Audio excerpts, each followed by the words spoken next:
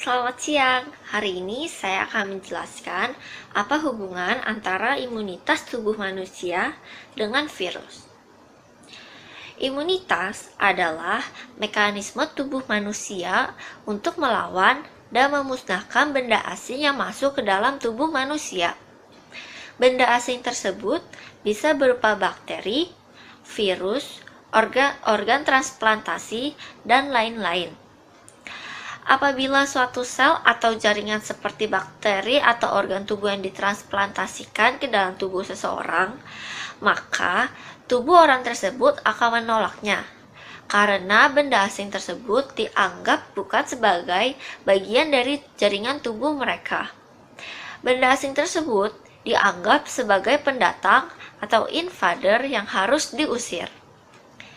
Jadi, secara sederhana dapat didefinisikan kembali bahwa sistem kekebalan atau imun sistem ialah mekanisme tubuh manusia untuk melawan atau mengusir benda asing yang masuk ke dalam tubuh kita.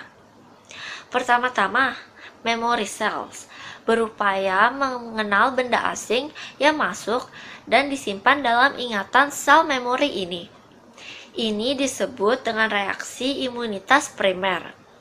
Apabila benda asing yang sama masuk lagi ke dalam tubuh orang tersebut untuk kedua kalinya dan seterusnya, maka sel memori ini dengan lebih cepat dan sangat efektif akan merangsang sistem imunitas untuk mengusir dan melawan benda asing yang sudah dikenal tersebut.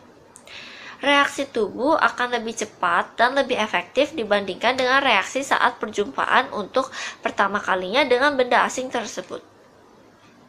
Seperti contoh virus corona ini. Virus corona yang sedang melanda sekarang ini terlalu kecil untuk dilihat, menyebar dengan cepat dari orang ke orang, kota ke kota, dan bahkan negara ke negara. Semua orang bisa terserang dan menyebarkan virus ini.